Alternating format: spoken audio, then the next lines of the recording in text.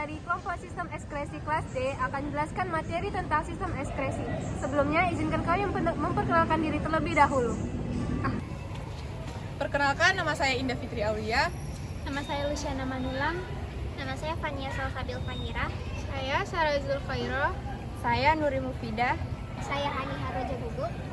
Saya Ananda Najwa Nasution. Saya Melia Putri. Dan saya Pria Wisnu. Di dalam tubuh kita terdapat 3 sistem pengeluaran. Yang pertama adalah sistem defekasi, yaitu proses pengeluaran sisa-sisa pencernaan seperti feses. Dan yang kedua adalah sistem sekresi, yaitu proses pengeluaran sisa-sisa metabolisme yang masih berguna bagi tubuh kita seperti enzim dan hormon. Dan yang ketiga adalah sistem ekskresi, yaitu proses pengeluaran sisa-sisa metabolisme yang sudah tidak berguna lagi bagi tubuh kita seperti urin, keringat, H2O, CO2, dan cairan empedu. Contoh dari bekerjanya sistem ekskresi dapat kita lihat ketika berkeringat saat panas, atau ketika sering buang air kecil pada saat suhu dingin, atau sering kita lihat ketika kacamata kita berembun saat melakukan proses pernapasan. Fungsi dari sistem ekskresi ada 4. Yang pertama itu menurunkan kadar zat produk metabolisme. Dan yang kedua adalah melindungi sel-sel tubuh kita dari makanan yang bersifat racun. Yang ketiga adalah menjaga keseimbangan cairan dalam tubuh kita atau yang sering kita sebut dengan homeostasis. Dan yang keempat adalah membantu mempertahankan suhu tubuh. Alat ekskresi sendiri terdiri dari 4. Yang pertama itu adalah ginjal, yang kedua kulit, yang ketiga hati, dan yang keempat adalah paru-paru. Yang pertama adalah ginjal. Manusia memiliki 2 ginjal yang berbentuk seperti kacang merah. Ginjal terdapat pada bagian kanan dan kiri pada tulang pinggang di dalam rongga perut. Ginjal kanan terdapat lebih rendah daripada ginjal kiri karena ginjal kanan harus membagi tempat dengan hati pada bagian atasnya. Ginjal terhubung langsung dengan saluran kantong kemih, yaitu urin, kemudian ada kantong kemih dan saluran akhir yaitu ureter.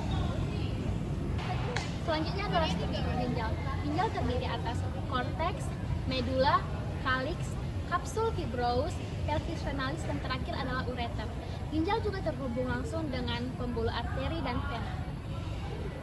Selanjutnya adalah struktur nefron. Apakah teman-teman tahu pada satu unit ginjal terdapat 1 juta nefron? Nefron adalah bagian terkecil dari ginjal. Nefron terdapat pada korteks dan medula. Pada setiap susunan nefron terdapat badan Malpighi dan juga susunan nefron. Badan Malpighi terdiri atas glomerulus yang diselubungi oleh kapsul Bowman. Glomerulus berbentuk seperti anyaman pembuluh darah untuk menyaring darah. Fungsi ginjal adalah 1. Menjaga keseimbangan air di dalam tubuh, kedua menjaga tekanan elektrolit, dan yang ketiga membuang sisa metabolisme yang bersifat racun. Selanjutnya adalah proses pembentukan urin. Sebagai organ sistem ekskresi, ginjal berfungsi untuk menghasilkan urin. Urin dihasilkan melalui 3 tahapan. Yang pertama adalah filtrasi. Filtrasi merupakan proses penyaringan darah yang terjadi di glomerulus. Proses filtrasi menghasilkan urin primer yang mengandung air, glukosa, asam amino, dan garam mineral. Yang kedua adalah reabsorpsi. Reabsorpsi merupakan penyerapan kembali zat yang mesti diperlukan, seperti air, glukosa, asam amino, dan ion natrium, kalium, kalsium, dan klorida. Proses reabsorpsi terjadi di tubus distal dan menghasilkan urin sekunder. Yang ketiga adalah augmentasi. Augmentasi merupakan penambahan zat-zat yang sudah tidak diperlukan lagi dan menyerap kelebihan air atau ADH. Proses augmentasi menghasilkan urin yang sesungguhnya yang mengandung air, urea, asam urat, kreatinin, kreatin, garam mineral, dan zat warna empedu. Proses augmentasi terjadi di tubulus distal. Selanjutnya adalah proses pengeluaran urin. Urin keluar dari ginjal menuju kantong kemih melalui ureter, lalu keluar dari tubuh melalui uretra. Kedua, kulit. Kulit merupakan lapisan terluar yang membungkus permukaan tubuh manusia. Kulit sebagian besar ditumbuhi oleh rambut. Kulit dalam tubuh kita terdiri dari bagian permukaan dan beberapa lapisan. berikut ini adalah bagian dari permukaan kulit. Nah, yang berikut ini terdapat lapisan dari kulit.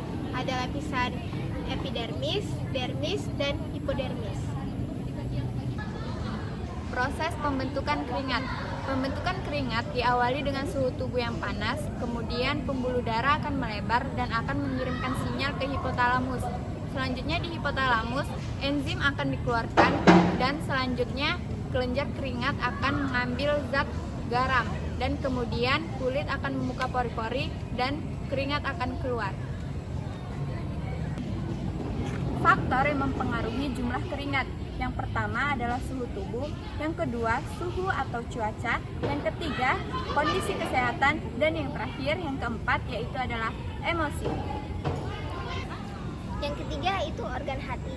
Hati adalah bagian organ dalam manusia yang paling berat. Beratnya sekitar 1,5 kg atau sekitar 3-5% dari berat badan manusia.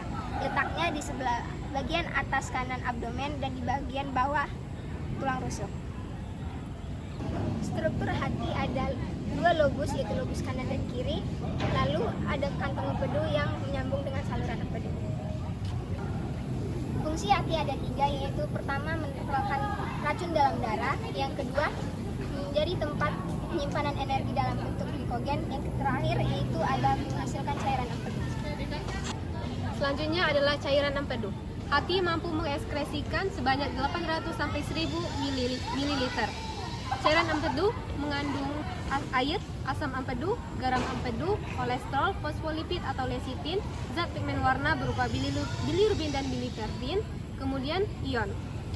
Fungsi dari cairan empedu yaitu dapat mengemulsikan lemak dalam usus, mengaktifkan enzim lipase, mengubah zat tidak larut menjadi zat larut air, dan membentuk urea dan amonia. Yang terakhir ada paru-paru. Paru-paru terdiri dari 4 bagian. Yang pertama ada trachea, bronchus, bronchodius, dan alveolus. Sistem ekskresi paru-paru. Sebagai sistem ekskresi, paru-paru berfungsi mengeluarkan uap air, H2O dan CO2 atau karbon dioksida. CO2 dan H2O dari hasil metabolisme diangkut oleh darah menuju ke paru-paru dan kemudian dibuang dengan cara difusi di alveolus. Gangguan sistem ekskresi. Yang pertama, gangguan pada hati, yaitu hepatitis ataupun radang atau pembekakan hati oleh virus. Yang kedua adalah sifonis. Sifonis ini menghasilkan guratan pada hati. Yang ketiga adalah Wilson. Wilson adalah penyakit keturunan yang diakibatkan oleh tingginya kadar zat tembakau di dalam tubuh. Lalu penyakit yang kedua ataupun gangguan kedua yaitu gangguan pada paru. Yang pertama asma, yaitu infeksi saluran pernapasan. Lalu yang kedua adalah kanker paru, yang ketiga emfisema, yang keempat adalah TBC. Lanjut gangguan pada ginjal, yang pertama diabetes mellitus, yang kedua diabetes insipidus, yang ketiga albuminuria, yang keempat nefritis, dan yang kelima adalah batu ginjal.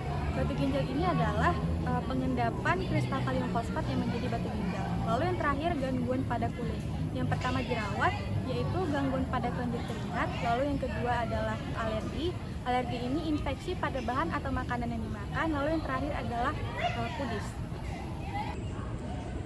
Demikian penjelasan dari kami. Terima kasih. Bye-bye!